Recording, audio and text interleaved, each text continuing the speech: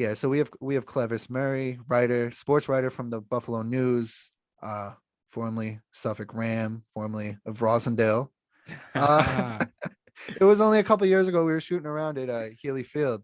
Dude, and Eh, that's even a funny story because of you didn't believe it's funny because I was walking and like you guys know like in basketball like people have specific jump shots. And I remember I'll never forget I'm walking and I see like I can see I'm like that's Gabe's jump shot. Like I know that jump Yeah, it's shot. unique. Yeah, so I'm like I know that's his jump shot. So like I walked over and I was like, yep, I knew it was him. And he didn't believe when I said this. So at the start of the pandemic, I didn't know what the hell was going on. So I was in my house for like, I think that was literally my first Right. day out. Yeah, you remember that? I told you Yeah, that. you were like, this first time I've been outside. And then he didn't believe me, but I was like, no, I'm dead serious. Like this is the first time I've been outside. So then I see him, and then yeah, we're just talking. I don't remember what we were doing, but yeah, we're just talking and then shooting, and then yeah. But yeah, I was like, that's so funny. You're the first person. It's like I just did a bid, and then you're the first person to see. Yeah. But That's yeah, funny. we were just talking about, somebody of a certain stature, not too well known. You said some kids went up to them, teenagers wanted a picture. This guy didn't want to give him a picture. It's just like, wait, just to finish this conversation that we were having before we went on air. I hate people like that because it's like, you should be happy that people that young know who you are. Like there was a former professional athlete from the 80s who was in a store I used to work for. And like I saw, oh, it's a pleasure to have you in the store. Whoever, and I said his name, and he looked at me like, ugh, like I'm a paparazzi or something. It's like, bro, be happy that I even know who you are, because nobody Right. else in the store even knows who you are. But yeah, we're gonna talk about hoops today. Clevis, real quick, do you want to tell people dating back, as I said, we went to college together. You're from Rosendale, but give them a little timeline of your sports writing journey up to Yeah, this yeah. point. Yeah, for sure. So I think for me, a lot of things started high school where I joined a site called Fanside, which was like an affiliate site of Sports Illustrated. And then from then on, college was when college I didn't do too much, but I do remember I met this how did it start? Oh, here's so I'll kind of condense it. So in college, HR Blakely came to Suffolk to speak. And I was like, okay, I gotta go here because I seen him on TV as a kid in college. So I meet him, and then he puts me, and then he was like, go to his resume workshop. I go to the resume workshop. I meet this woman named Paula Book Night, and she was like, stay in touch. And she's like, also too, I want you to meet Joe Sullivan, who at the time was a sports editor of the Boston Globe, legacy paper for those who don't know, like one of the biggest papers in the world. And he was like, okay, just stay in touch. So me being me, I stay persistent. My rule of thumb is like, I try to hit up sources, networks, whomever, like every 2 to 3 months, at least once a quarter. So it's like, hey, here I am. And him up at the right time. I think it was like April or September, something like that. And he was like, hey, we have an opening for football, for sports. Was it like a contributor, something like that, part-time job, basically. And I was like, of course I'm going to do it. So I did it. I did that for about a year and a half. And it was basically like aggregation stuff. But covering high school sport, it was my first time. I'm like, I'm in, cool. But then I was like, I was kind of bored because the role was kind of like take phone calls, put on the scores. And I was like, I kind of want to do more than that.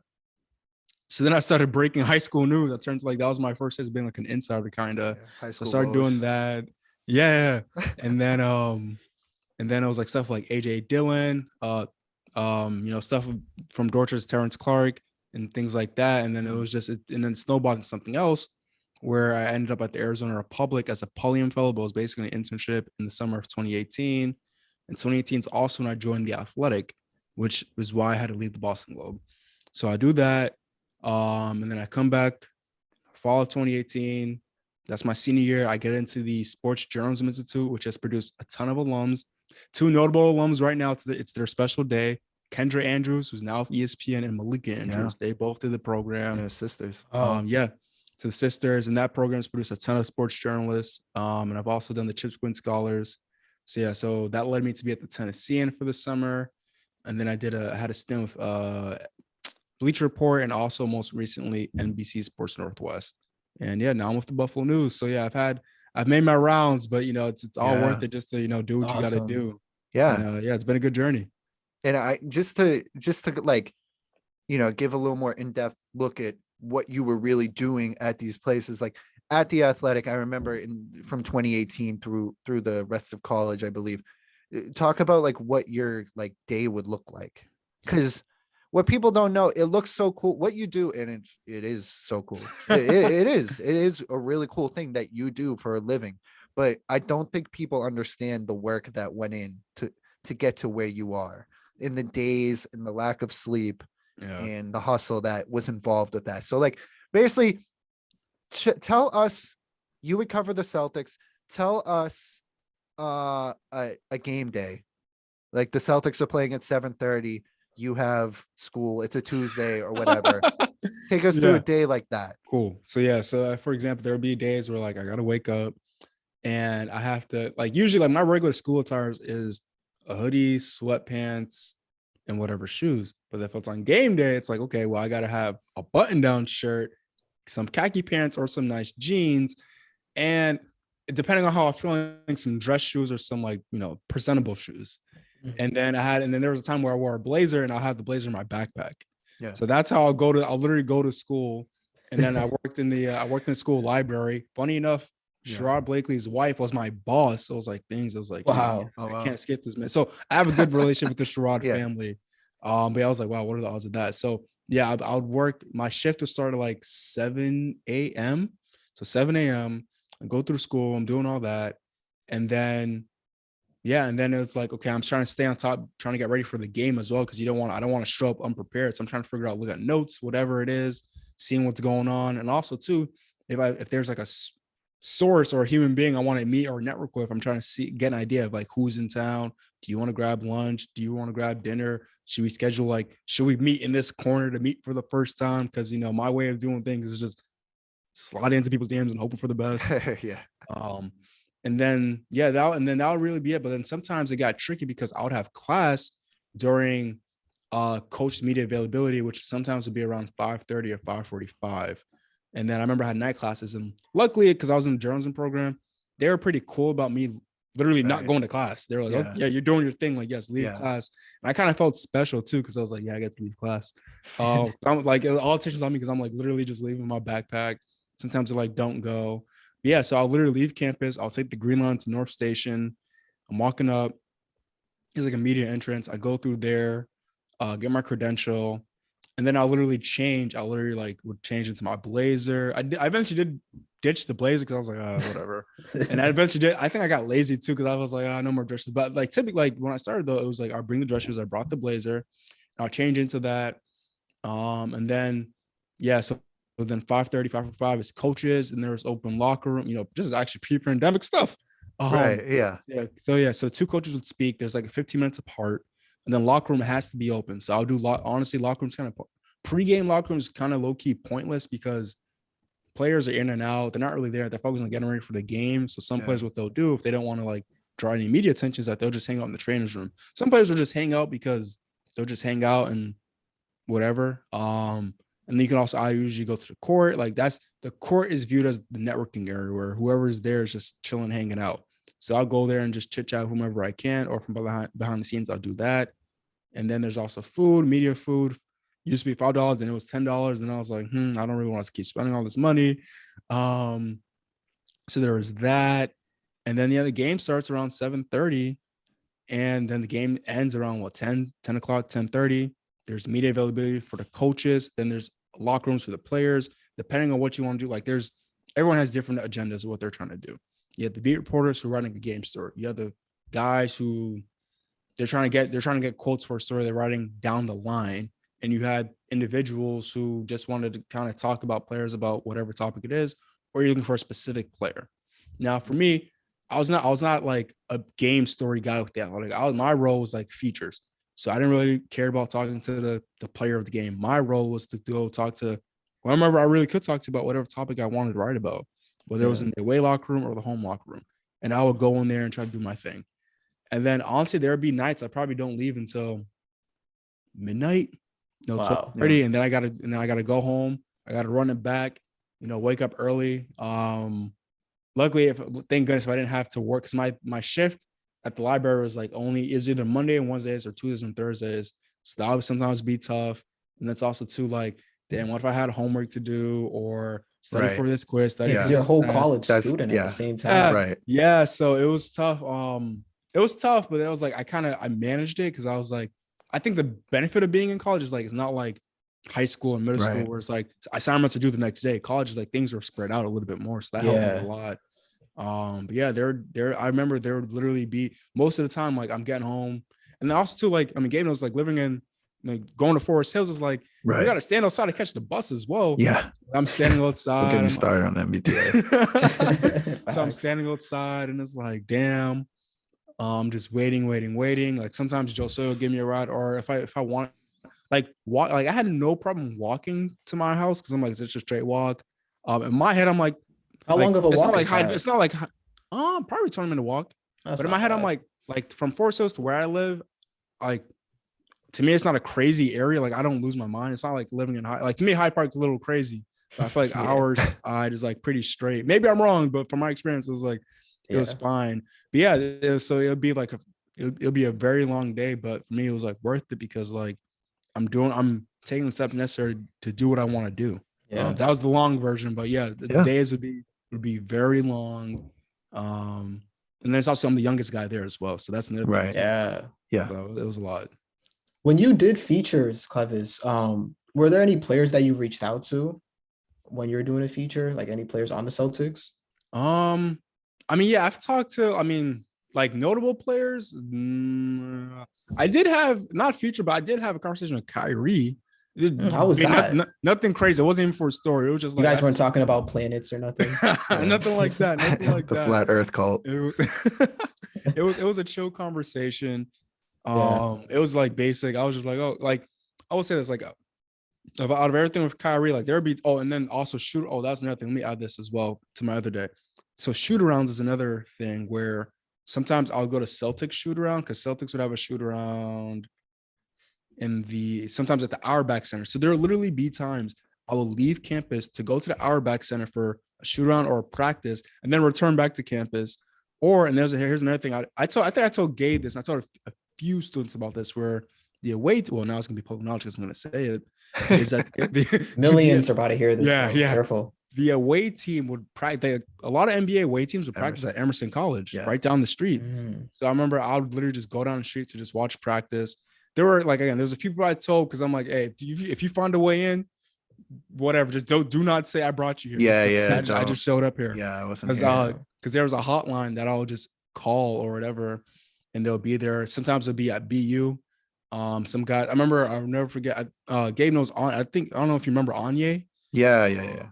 I remember he went to BU, and I feel like this dude was acting. He's like sending me the videos. I was like, dude, you're making it way too hot. Like I remember people freaking out because Dwight Howard was signing autographs outside of Emerson. Oh yeah, my God. see, Yeah, like that was really yeah. Here's a funny thing about just something that came to mind. I remember the Kings were in town, and I remember De'Aaron Fox was like, "Oh, I was just walk." The Kings like they thought this man was like walking like away or something like that. Like they were like, "No, you can't walk. Like it's too dangerous." He's like, "Dude, no one here is really gonna know who I am." And we're literally walking around the corner. I was like, "Yeah, that's crazy." Teams really overreact. Like some people recognize him, but it's like he can get away with it. He can get away with it. He can get away with it. He's a normal height. Like Dwight Howard, even if you're not stands a out. known NBA player, if you're 7 feet, people are gonna be like, "You're in the NBA, aren't you?" You know, like you're gonna stand out. Yeah, like I remember Taco Fall recently came to Suffolk to speak. Oh man, and he was like, I was like, this dude just large and in charge. He's like what 7'6"? 7'6", 7'7". Yeah. Crazy. But I want to mention that. But yeah, to answer your question about interviewing Celtics. I mean, I've had my moments of a good amount of them. Like there's Jalen, there's Jason.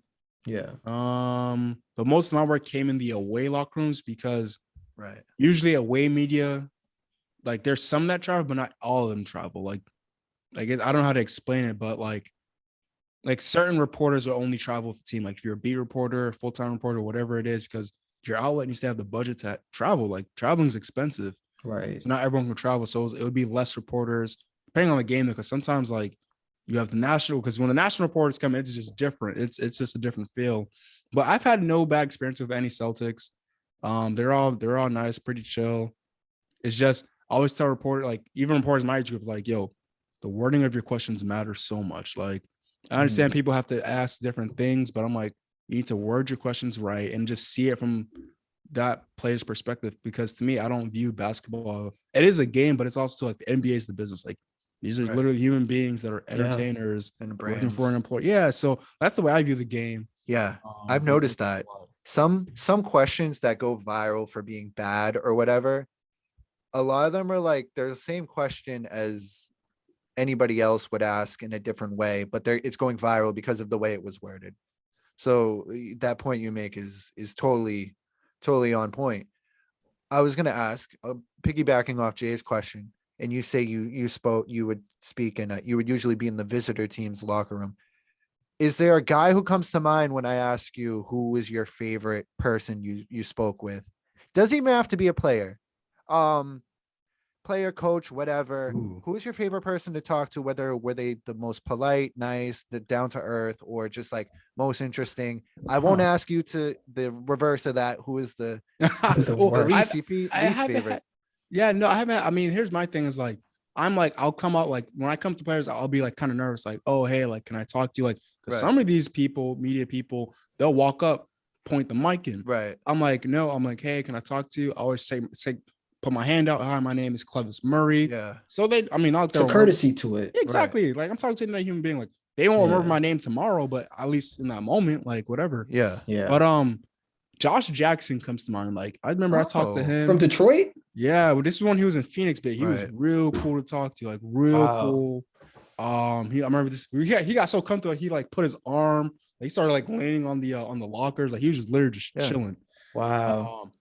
Marvin Williams was real cool to me. Like he just sat That's down. We were just That's an talking. OG. Yeah, we were just. I know the older players. They're real cool to talk to. Vince Carter was another one. Wow. Really? BC was real cool to talk to. Just chilling, talking about whatever. These are guys like Vince Carter. Like I'd expect that too. I don't know. Like he seems Right. just like a chill Yeah. type of, talk yeah, to no, him about he was a anything. chill dude. Like he was so chill. I'm trying to think. Mike Conley, he was real Like cool. another one. Right. Right. Like, they just all who seem would've like thought? great guys. Like on if the you were like court. Mike Conley, super, he was a douchebag. I'd be like, what? Yeah. No way. Nah, yeah, he was cool. Trying to think who else was. I do have a funny story where I remember one time, I forgot what team it was. I went into the locker room, and this again, I'm wearing the blazer and whatever. And I think specifically I had a player in mind. So I walk up to the player. It was Kyle O'Quinn. I walk up to him, and he's like looking at me in a certain way. I was like, "Yo, are we good?" He was like, "Yeah, we good." He's like, "What are you here for?" I was like, "I'm just here." I was like, "I wanted to ask you a question." He's like, "Oh, I thought you were He was like, "I thought you were security or police." Because I guess because he was like, he's just a big black guy in a blazer. Yeah. And I was like, we laughed it off. He was like, "I'm dead serious, my man." He's like, I think I could tell he was serious because he like stared me down as soon as I walked in. Yeah. Yeah. I was like, wow. I was like, yo, we laughed about it, and then he was like, yeah, let's just talk. That's But funny. a lot of these players, like, especially I think honestly, like more so like the role players, obviously, like if you just walk up to them nicely, like they'll talk to you. It gets a little tricky though, because when the game ends, there's like a certain time when buses leave. There's the first bus and then there's the second bus. First bus are usually guys that are just trying to get the heck out. Second bus Yeah. are guys who like they'll take the shower, they're just chit-chatting, they're chilling, they'll get the food, they'll eat, whatever. Yeah, those are a few guys that come to mind. Kenton Bazemore was really cool to me. Even when Isaiah, like I didn't cover IT when he was a Celtic, but when he came back as a Nugget, first of all, that dude is really short. I was like, wow. Is he 5'8" or is he shorter Yeah. than 5'8"? What do you give him in real life? Or 5'9"? I had to put it wherever like he's this. I listed had to at. look down to talk to him. Okay. I'm yeah. 6'1". Yeah, you're like 6'1". Yeah. Wow. So But he's it at was- least 5'11", probably. Oh no, Oh no, he's no, shorter. no, He's no, not. no. He's 5'11". listed not. 5'9", right? He's 5'9". No, Or I'd 5'8"? give him 5'7", 5'8". Like I'm looking down at a grown man in shoes. What is he listed as? That's crazy. There's no whoever's saying there's even if you look at him on TV, he's not 5'11". Right. I thought he was listed at Yeah. 5'9". If you want to give him 5'9", okay, I would have said 5'7", 5'8". 5'9" is Well, what it's they funny list that him we're as. talking about this, Clevis, because we were just talking about Kyler Murray and how a 5'11" quarterback looks so small in the pros. And it's Facts. crazy how when you're in professional sports, it's just a different animal. That like walking on the street, 5'11's a decent height. And then Yeah. out there, it's like, look at this pipsqueak. especially on an NBA Yeah, court. no, it's Forget wild. about 5'9". Like you look at Compazzo on the Nuggets, it's like the shorter guys you can see like they look short. Yeah. Yeah, no, it's interesting when you see guys in person. Like, first of all, covering the NBA, I realized like, damn, it's weird, like feeling small next to like grown men.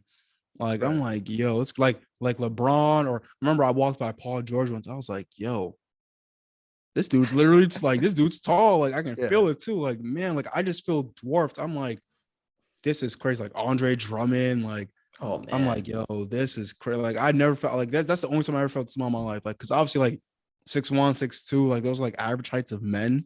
But like Yeah. NBA lockers, like once these dudes, I feel it most when I walk by them. Because usually when you see them, like they're like just sitting down. Maybe they'll do some media availability. Right. But yeah, no, I felt so small next to some of these dudes. It's crazy. But yeah, no, locker room wise, I've had good experiences. I'm trying to think who else was cool. Donovan Mitchell. He Hmm. was Oh, real really? cool to me. Yeah. He went to Booster Academy. I remember me and him did like a walk and talk, which is basically, Yeah, because I T mean, Clark so went kind there, of so right? yeah, T T Clark Clark went to went Booster there. too. Yeah. Brewster's like, I mean, the knapsack is just a hotbed for hoopers, just a hotbed. Yeah. Um, yeah. So walk and talk is basically like, I mean, it's in the phrase where you're walking and talking with the player, where the player's like they may not have time, or they're walking to their bus because they got to catch it. So like literally the reporter's just next to them, mic out, you're just talking to them, asking them questions, whatever it is. So Hmm. me and him did that. Derrick Rose was chill too. D Rose, Oh yeah. real calm dude. I remember I talked because I did a story about the '09 the series in '09. So I With the talked to him. Celtics. Yeah. Yeah. So Crazy me, series. yeah, so me and him talked. He was real chill, real calm. But yeah, I mean, these guys, you do this media thing forever. I think the biggest thing is like just come off, nice, like polite. Like it hates like, and I'm not trying to like take over your podcast, but I hate when people just put media as one thing. I get the media thing, but I'm like, there's levels to it. You got the TV people, you got Yeah. the bloggers, you got the legit reporters who are like literally trying to tell a story. Right. Although I know those reporters can mess up as well, but I'm like I don't know. It's like a media, like a reporter thing. Yeah. Like the TV reporters ask different questions than the print reporters. Like you can kind of tell. I don't know if you guys can tell, but like you Yeah. can just tell, like, oh, what was it like playing in front of these thousands of fans again? It's like I don't think a print reporter is asking the type of question. That's like a Yeah. TV Right. question. Yeah. It's Right. like its own ecosystem, honestly. Yeah, exactly. So Yeah. yeah, some people understand it. Like even LeBron, when he was in Cleveland, I think he nicknamed like a few of the riders that he knew, like his oh, I wish I remembered what he called them. He knew them by like LeBron. It's funny because LeBron in Cleveland, he knew some of those reporters like literally by name. Like they would have off the record conversations because the biggest, again, this is another thing. The biggest thing about being reporters, the off the record conversations are the most important conversations you have because that's when That's you're what trying to builds build it. trust. Yeah. Yeah. That's what builds it. Like it is what builds trust. So like if you notice too, like I'm going on a tangent, but it's like No, if you're you notice good. like certain players, I mean certain reporters will break certain news related to certain players. Like the best example was Damian Lillard and Chris Haynes. Those Yeah. dudes Right. are so tight. Right. Chris Haynes is at Dame's wedding. It's like Facts. I Yeah. mean, I can't say things, but I just know those like there's way more too beyond that. Yeah. Yeah. But they are that tight. Imagine that. Chris Haynes, he covered Dame when he was a rookie. And now no one else is breaking the Dame story besides Exactly. that man. And No one. if it comes from his mouth, If it know comes he's from not It's him. lying real. on his name for Exactly. for anything. So Dame trusts him, his people trust him. So that's what it's all about too, is building trust with these players and the people on your beat. Because if you're especially if you're a beat reporter, because you don't have trust on your beat, good luck, And there's levels to it. Like the beat reporters try their best, but then the national reporters come in and all this stuff. It's levels. So it's a game within the game. But yeah, trust is it's the most important thing. That's great advice, That's man. excellent. Yeah. I mean people can take that regardless of their field too. Yeah, But for yeah, sure. it's really important in your field. It really is. And it's good to see that everything has worked out. However, we're gonna sort of transition now into some current NBA talk. Okay. Feel free with any of these guys that we might mention to bring up any personal tidbits you might have, if need be. But yeah, just to start off with the home team, Clevis, I said this before you came on. It's interesting that we're having you here, who has actually been in the Celtics locker room countless times. Every podcast we come on and we talk about the Celtics, it's this entire year. Going back to the playoffs last year, actually, we rarely have nice things to say. But 5 out of their last 6 was some impressive wins. I mean, we were talking during the football podcast. I never thought that I'd be changing a Patriots playoff game to a Celtics regular season game, but I did to watch them beat the Bulls. What do you think about the Celtics so far this year? What would you do to fix this team? Do you think it needs fixing? Because now they've won 5 of their last 6, and the Eastern Conference is as close as it's ever been.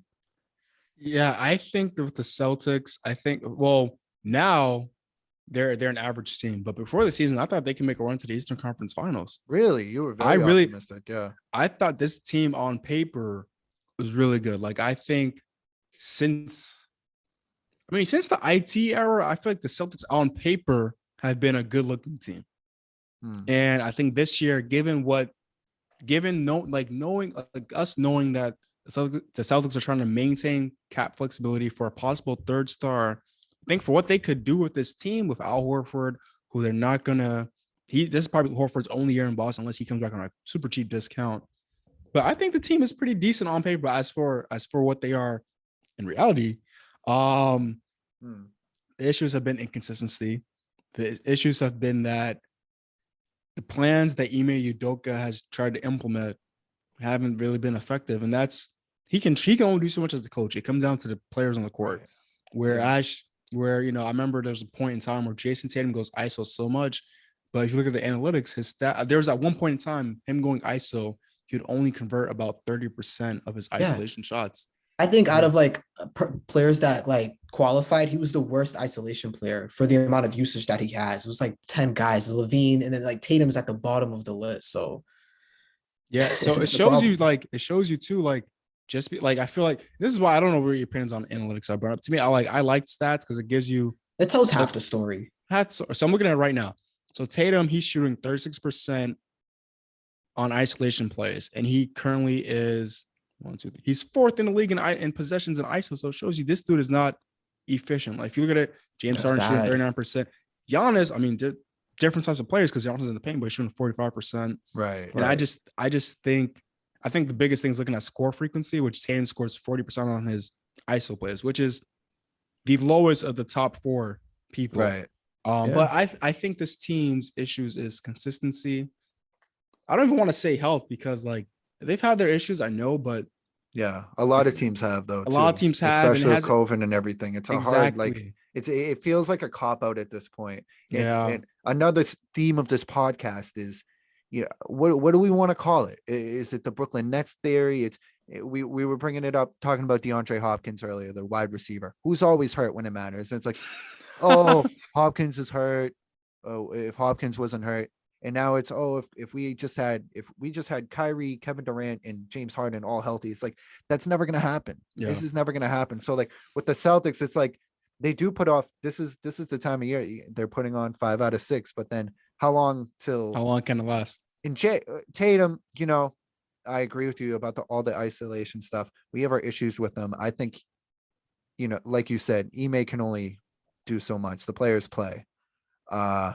However, availability is the best ability, and he's been quite durable, which I respect. Right. But it's only a matter of time before, Time Lord, who I love, who's probably my favorite Celtic to watch, he's always hurt for whatever reason. Brown's always hurt. These things linger, and I think injuries are part of it. But like you said, a lot has to do with the play style. Yeah, so I'm curious what do the Celtics do, because you have 2 guys, and but then it's how hard could it be where you see teams the Nets are ISO heavy, I get it, but then you have Kawhi. Yeah, but those guys, they're different. They're different. Yeah, they're different. Yeah, they're different. But I'm curious, Jalen ISO. I feel like Tatum is more ISO than Jalen. Yes. Yeah. So I'm just curious, they both what? Are, they both are to an extent, but I'm just curious, what do you do? Is the answer? Do you need a playmaking first point guard? And there's so many opinions out there, but then you just need Chris Paul. Yeah, so you just need Chris. I feel like it's more complex because I'm but you have Al Horford who's a playmaking big, right? So it's a little confusing. Like it's like I feel like it's more complicated than that as to what the Celtics need. Maybe they need a third legitimate scorer that is a big man, but that's real hard to find. So I don't know what their missing piece is. I think that's easier said than done because the Celtics in recent memory, dating back to like 2010, they've had a great list of point guards. Rondo, Right. Kemba, now Marcus Smart, who's a starter on a lot of teams. Like it's like what like there's I just don't know. Like I'm losing my words because I don't know what it is. Because this team, like there's like let's look on paper. Oh, let's look at the starting lineup. Smart, Brown, Tatum, Horford, and then and then Williams, and off the bench you have Schroeder, you have Josh Richards. It's like this team, like this. I'm not expecting them to be an NBA Finals team, but to be the 10th seed in the East, it's bad. Right. Yeah, it's bad. On the other hand, though, it's themselves. very close too. It is they're only 4 games back in first place, right? Yeah, so they just need a good streak. Yeah, so, and it looks like they're on that. But the problem I see with the lineup you just mentioned is Smart, yes, is a cult legend in Boston at this point. Oh, he's giving up. Are you giving up? Well, hold on. I have given up on him at some points this year. My issue with him is it's not just him, and I feel like he would be a great fit on a team that has a legitimate leader and who's an all superstar, a seasoned vet. It's hard when your leader, your emotional leader, is also not your best player by any stretch of the imagination, and has a little bit of I want me. That criticism after a month and a half ago, whenever it was, with the all right, it's good. Smart speaking up. They do need to swing the ball. Is this about the team or is this about you not getting your touches? Like that's my thing. And then also, do they need to make a move, or would things just be better if Tatum and Brown could move around? Because New Year's Eve day, they kill the Suns. Yes, it's the Suns. It's New Year's Eve day. It's a weird game. But they kill a really good team. And part of the reason was they moved the whole time. They moved. Tatum wasn't out there, but they were moving the ball the entire game. And I think that's kind of the key to victory. Wait, real quick. I just have to point out how you combine New Year's Eve and New Year's Eve day. Like you made it one thing. Well, because it was on New Year's Eve in the daytime. Oh, okay, I was trying to be as specific as possible. I guess I made it more confusing. I agree with you guys, but so I remember there's a few moments here and there. I remember during the Philly game when they won with Tatum and Brown was out there, but this past game when they played the Pelicans, they were down big early, and it was Tatum isolation, Jalen isolation. Schroeder will take his own isolations from time to time.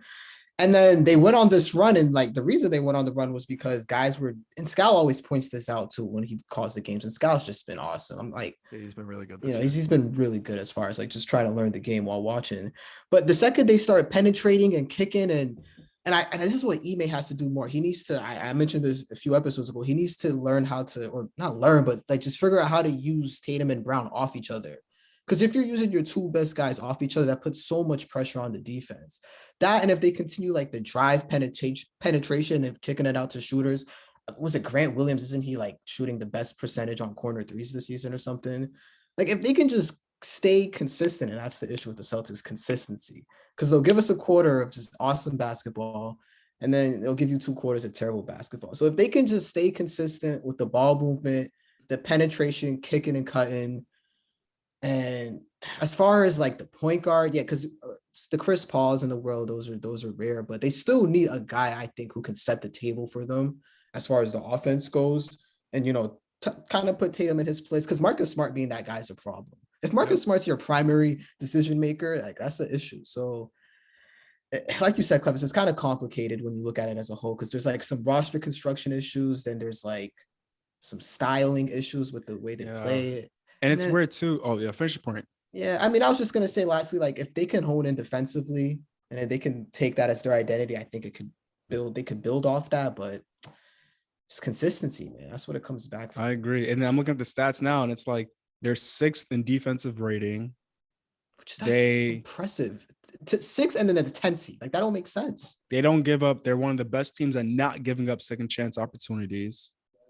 They protect the paint per duel. Like it's like Yeah, Their weakness is offense. it's Right. offense, which It is is. kind of funny because they Stagnant. have like offensive guys. You would think on paper. Yeah.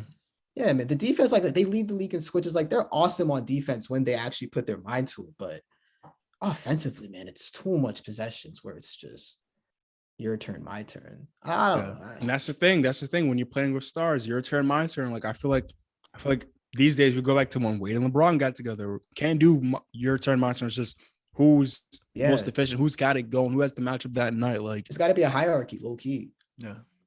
Higher. So I know people going, who's better, Jalen or what you guys know? Since there has to be a hierarchy. Well, that's part of the issue though, because I don't really know who's better as far as I don't know who's best for this team yet. Oh, okay. To be honest, I really don't. Because I mean, Tatum, like, yeah, he'll have his moments, but Yeah, I think they both have better. they both have issues, and this used to be something that was more common in the league. I feel like guys coming into the league now, the superstars, a lot of them are playmakers, and these guys are sort of throwbacks to they're not playmakers. They're early 2000s ISO ball guys, and that's just not the key to success anymore. Like defenses are so advanced, and everybody's got everybody figured out to the point where Analytics. you can have your 30 points, you can have your 35 points or whatever. And you'll still lose if you don't get your teammates involved.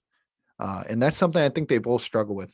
Tatum, it's more apparent, obviously, and it is because the stats Clevis mentioned. But I see Brown struggling with it as well. And I saw like that back to that Phoenix game I mentioned. A lot of their like best moments on the floor of that game were with Brown not in. It was Time Lord being the playmaker out there, moving the offense around. One moment he's underneath the basket, the next moment he's at the top of the perimeter, then he's in the corner, and all that in the 10-second span where you'll have Jason and you'll have two all-stars out there, Jason and Jalen, and they're standing in the same spot for the whole 24-second shot clock. The Harden syndrome. Yeah. And I think I need to do like a deep, like now I need to do like a deep dive analytics like the same, because I just peeped some of the stats where they're like, middle of the pack in passes made per game, but they're 23rd in assists per game. So it's like, I don't know how you judge that passes versus the assists, because assists is obviously about shots made, but I think I agree. I think, and it's funny because ball movement is one of those things like you just have to be, I just have to be in your game. Like, I don't think you can really teach it. Like, that's more of like an AAU type of thing. Like either you cut, either you V-cut, whatever it is. Yeah, you got to buy in. Like, I feel like you have to adjust your game. I mean, look at the Lakers. Like, the Lakers are struggling because although they haven't really been healthy, but guys need to adjust who they are into something else. Right. And I feel like this with the Celtics, Jalen and Jason need to figure it out. Like you said, you cannot just stand. You can't ball. Like, number one basketball teacher at the lowest level, do not ball watch. Right. Yeah, it's not fun to watch, and it has been for the past few years. Ooh, few years. Well, it hasn't been since when? What? Since IT left? Kyrie's that first season with Kyrie in the playoffs. That's it. When Kyrie was basically like, I'm out of here after he said he wasn't out of here. End of 2019 season. That's when it got really upsetting. It got dark. And part of that was like Hayward was perfect because he would do all of the stuff we're mentioning. He does move around. He can get you buckets by himself, but he can also do other stuff. And that's something he might not have the talent of Jalen and Jason, but they need to learn how to sort of adapt their game like he would. Yeah. Because I mean, we saw him in Utah. He can do it all, but he decided to. And of course, part of the failures with him is it's just he's snake bit at this point, which sucks. Yeah. Or he was, at least in Boston. And it's interesting mentioning Hayward because it's funny because I think I mentioned this to you like years ago where I was like, in a way, I'm not trying to blame people, but I'm like, in a way, isn't all this like Kyrie's fault? And I say this because in 2018, when Kyrie wanted out of Cleveland, he was supposed to have knee surgery. And in Boston, like he was like, I'm going to have knee surgery. In Boston, he withheld the knee surgery. Yeah. All I'm saying is if he has that knee surgery, he's not throwing the lob to Hayward, and Hayward's not out for the season, right? Because Kyrie eventually had to have that knee surgery, which he did later that season, which is why he missed the playoffs. So I'm like, it's one of those, to me, it's a big what if that I don't think really gets talked about. Like, what if Kyrie had that knee surgery? Were the Celtics? Yeah. Because to me, that the Celtics the following season where they had like Terry Rozier off the bench, to me, that is the Everybody's- deepest team I've ever seen in my It was life. so deep. Facts. Like maybe you guys can name another deep team, but I'm like from top to bottom, like that. I was like, that team is like, whoa. I mean, then- dude, that 17. I mean, Yeah. right after Hayward's injury, the 17 game streak is definitely like a top 10. Like that team, you take any stretch of any team in the past like 10 years, that team's in the top 10. Yes. Like that for team sure. was winning in different ways every night. And I mean, that's why, as crazy as It was the SMD Celtics. I disagree with everything Kyrie yeah, 'cause says. Kyrie Really. shit, He's cool. insane. But he goes to great lengths to like make me not want to watch him play basketball, but Ooh, he really knows what he's doing out there. Like you can't deny I it. agree. You can't deny it. all Yeah. time, like as far as just being Yeah. gifted, he's all. Should he have been on top 75? No. I think so, to be honest. Well, Jay says that now. I wish we could, maybe I will like put a little thing here. Yeah. Like you saying the opposite when we did an episode after that came out. What do you think, Clevis? Oh no, You don't think so Cool. either? Cool, not you're even with me. close. Man, I just Look at the Kyrie has the- resume. Yeah, it's the resume. 2016. He has the skill, but he He like doesn't play basketball. here's my I thing. know. Yeah, and here's my It's thing been with Kyrie. bad. Like we've seen, like it's like LeBron. Like he played with LeBron. We took from he got the accolades, but it's like before and after we haven't really seen too much. Exactly. It's like LeBron is Yeah. like damn. Like LeBron was. I mean, shoot, look what LeBron did to. Here's what I'll say. I'm not like a LeBron writer or anything like that, but that 2016 Cavs team, you have to look at. To me, I view it like Kevin Love was not playing that series. He wasn't playing that series. Like you look at it, like he came out huge for that defensive play, but I'm like, it was basically like 2 stars against a super team in that. And I know Draymond missed the game, but I'm like, the guy that they thought was supposed to put up 20 and 14 is averaging 4 and 4 in the NBA Finals. Yeah. So I think that 2016 Cavs team is a little different. But yes, I agree that it is just Kyrie's on top 75. I think Yeah. Dwight Howard is, maybe Tracy McGrady, because I think I agree. Why- I agree. There's cases to be made for them, and we could So get I- into who you bump and whatnot. But hey, I I'm mean, not I think bumping Dame- Kyrie. I Anybody think for Kyrie. Dame and AD got there. I won't argue them too much, but I think they got there prematurely. This might be like the Shaq situation of 96. I might agree with you on AD. My thing with Dame is, and why the Kyrie thing makes no sense to me, is like you take Kyrie's accolades and you put Dame on the 2016 Cavs, they're winning it. Yeah. It's not gonna, it really isn't making a difference. Like Kyrie skill wise isn't that, he's better than Dame in skills. It's the gap isn't that much greater. And again, if there's no Steph Curry, if Steph Curry doesn't exist, people look at Dame completely differently. Like his I agree. range I and think everything. because their games are okay. So you think their games are similar? Their games are similar, but All right. Dame definitely is more drive heavy and trying to Yeah, draw foul Steph's calls, and Steph is agree. Off ball more, movement for Steph off-ball is right, too. Yeah, it's Yeah. ridiculous. Like I feel like I don't think Dame they're in the same stratosphere though. I think Steph is far, Better. far Yeah, yeah. superior, but their top games 15 are all time. their games are similar.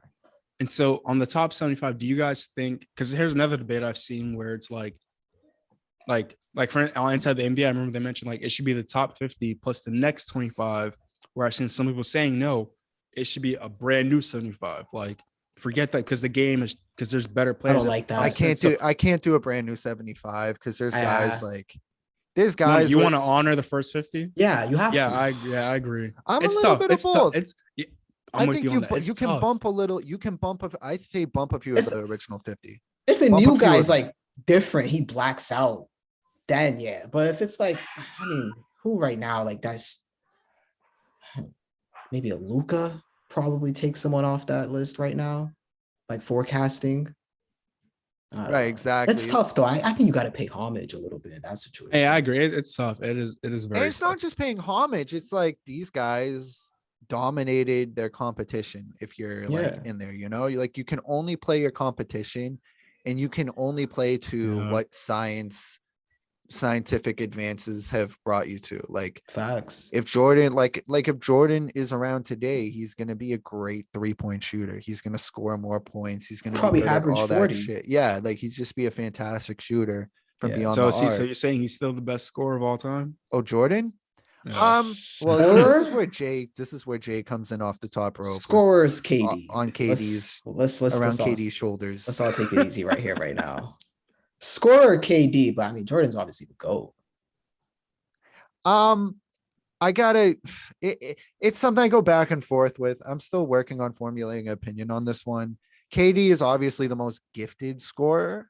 He's ever. 7 feet. He could. Do you go he's like a Jordan guard. or Harden in terms of scoring? Oh, Harden. Jordan. Oh, come on. Come on. Jordan or Harden? Yeah, in terms of scoring. In terms of scoring, I'm going Jordan. Yeah, think Harden. I think we've seen what Harden and Clevis. We won't get too into this, but they did the rule change, and Mhm. Harden's numbers went down. And Significantly. now they're starting to Now, take is the it gas because out of it. that, or is it because he's on a team of Kevin Durant that can take the I shoulder don't off? think I think it's. I don't think it's him being out of shape after that hamstring injury, but that's combined with him, because you can even Hamstring see it in injury. the Nets game. His- Like his he leg was didn't fall fishing. off. Well, that's what I'm saying. It's not the hamstring injury. It's actually him being out of shape. Like, Yeah. that's really the issue. One of the issues. And then and then you even seen it early on with Brooklyn. He's like fishing for the contact. It's like he was so in his own head about it. He's finally getting back to it. And it's funny because the league kind of, a little disappointed in the league here. They kind of reverted back to Right. giving them these calls again. But, you know, And I don't here, know. Durant is so easy to play with. I can't put it on Durant. well, in regards to Durant, you asked, like, do you think his numbers suffer because he's on a team of Kevin Durant?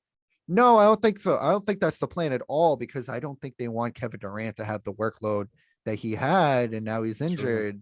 Yeah, They didn't want that. They wanted Harden to take more of the heat, but he obviously, couldn't. and another thing with Harden, it's not just the free throw shots; it's the way guys have to defend him. He just gets. It's like, I'm too worried about fouling you, so you're just gonna. He's almost getting an open shot, not an open shot, but way less defense than Jordan would have to deal with in the 90s. Despite Jordan being the best player in the league and probably getting the most star treatment in the league at that time, it's still nothing compared to what Harden gets today. That's my take, at least. I can see that. That's my take, at least. Speaking of Harden, speaking of Durant, I don't want to keep you much longer, Clevis. So All I right. say, No, you guys are good. You guys are good. yeah, I mean, we can just jump ahead to I want to know what we're not quite at mid-season, but I want to know what I mean, we might be. No, Yeah, we're we not. are. Close. We're Well, about yeah, there. we're almost there. Yeah. I mean, Teams we're are about like to get third 27 and returns of 15. All-Star. Right. 40-ish games, yeah. Yeah. So who was your MVP thus far? Yeah, that it's tough. So But open. it's really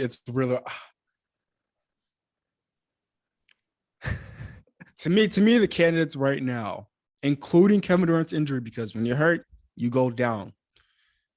DeMar DeRozan, I think it's between DeMar DeRozan and Steph Curry. Now, to me, MVP, you have to have a great season, and your team has to be top 2 in your conference. Obviously, there's some years there are exceptions, but this year I don't think so. Now, if we're just going off whatever, to me, like excluding like standings, it's between Giannis, Embiid, and Jokic. But I just think historically speaking, you have to be a top 2 in your conference again. So I think it's between Steph and DeRozan, and it's tough. It's tough. Like this really, like I don't remember the last time we've had like a wide open MVP race. Then again, it's only January, right? So it's not the end of the year. So I'm sure someone will emerge. But right now, it's tough. Yeah, I'm gonna go between DeRozan and Steph. Yeah. What about you, Jay? I mean, right now, bro, as crazy as this sounds, it might be Embiid. I know because KD was obviously my MVP before he got injured. And Steph, the past month, Steph has been kind of shaky. His shooting numbers have been down. They've been kind of losing some Ever games since that that they should easily record win. came along, yeah. Yeah. Oh, excuse me. There's only a 2-game difference. Oh my! I just looked at the standings in the East. I didn't know. I know the East is so. Okay. Yeah. Okay. Let me change that. thin. Let me change that. Yeah. Go ahead. Giannis, Embiid, then DeRozan in the East, and then Curry. Okay. And then Yes. Curry coming out the West. Yeah, I would say right now it's Embiid for me. Obviously, like we already mentioned this is just going to change throughout the weeks. But right now it's Embiid because, man, without Simmons, which With that whole all- situation. that Yeah. whole situation, as crazy as tapped as Simmons is, and we all saw the shit he pulled last playoffs, like having him on the floor just makes you a better team for the regular season. So you take that away, that the whole team has to adjust to that. And for Embiid to just strut along and keep that engine going. Of course, the thing with Embiid is like, when is that injury happening? Because I mean, knock on wood, you just know that Embiid, he's going to take that one scary fall in the third quarter in a game in See, Indianapolis, and then and it's you like, oh say god. that, and I thought about that. I actually thought about this recently. Mhm. Is Embiid injury prone? Because I only asked because I'm like, I mean, ever since those first 2 years, he hasn't Yeah. really been hurt. Last I year? mean, I think he'll always have the little 2-3 week little knickknack that just Yeah. kind of Right. fucks up the Yeah. team's momentum. Because and it's not just you get hurt and you miss 3 weeks. It's you get hurt, you miss 3 weeks, and then you're playing yourself back in, and that's Yeah. another week. And it's like, oh, 2 weeks later, he's finally And he has a getting track his record win. of not being in shape all the And time. then he's out of shape for whatever reason and whatnot. I'm happy you mentioned DeRozan and Clevis, and I'm happy you mentioned Embiid, Jay, because like Embiid, I wasn't even really thinking about it, but the situation, Yeah, man. just the situation, and that team isn't that great. Like No. the way that team's constructed isn't that great. And the loss I feel like a lot of teams would have just packed it in this year, coming off of a catastrophic meltdown that they had last year. Mhm. And with the Ben Simmons thing hanging over, like this is just a lost year. Right. The way Embiid's put them on his back, and they beat Boston the other day. Yeah, they own Boston. I mean, we're talking Boston won past 5 of 6. The 1 out of 6 that they didn't win is the Philly game. Just really impressive from Embiid. And then DeRozan, if they can maintain the 1 seed and and he keeps this up, I wouldn't What mind a story for DeRozan. I wouldn't mind it, because Yeah. like there is few guys that I'd want to see like succeed more than him. Not just in terms of like getting an all-star, but Just his MVP, journey, all his whole NBA, journey. and then I want to see them go far in the playoffs as well. Yeah. And you know what's interesting is that we talk about Jalen and Jason, but then it's like, look at DeMar and Levine. Zach, and it's like this is their first year together, and it's like, Yeah. like things can always happen. but Both thus ball far, they've been dominant fine. guys too. Yeah, Older Vucevic guys as as well. well, but yeah. And completely narrative changing. Because Yeah. Levine was good stats, bad team guy, and I'm gonna get mine and shit, but the team's gonna suck. And DeRozan he can never come up when it mattered, and we always knew he had a fantastic mid-range, but the teams weren't winning around him. And I think San Antonio helped them. I think because his Ooh, playmaking that's a good point. was another level. Yeah. Like, Career year in San Antonio that last season. I think. Yeah. So I'm it's just so happy. Yeah. I'm so happy for not only them, but in the Chicago fan base. Because they had Jordan in the 90s, and it's just been torture ever since, besides got 2 or teased. 3 years of D Rose. Yeah. It's thinking about that. DeRozan's not a terrible pick. But I would say the Lakers got to regret it, because I was even during the offseason, I was saying this, I was like, DeRozan is over Buddy Hield, over Westbrook. I was like, DeRozan is the guy that makes the most sense. He would fit perfectly. Like, I'm very happy that didn't happen. no. Like, I'm like, what? And then even when it came down to them, I was like, what, they didn't get DeRozan? And it's like, I couldn't decide who would be a better fit, like during the offseason, like Westbrook or Hield. I was like, oh, Hield maybe because of shooting, but Hield's also like, he gives role player vibes, but not really role player vibes. That's what they Like, he's need. it's He's like, been I'm rough this year, but yeah. Buddy. Yeah. Yeah, that's why I'm like, he's not a rope. Like, I don't know what, like, he's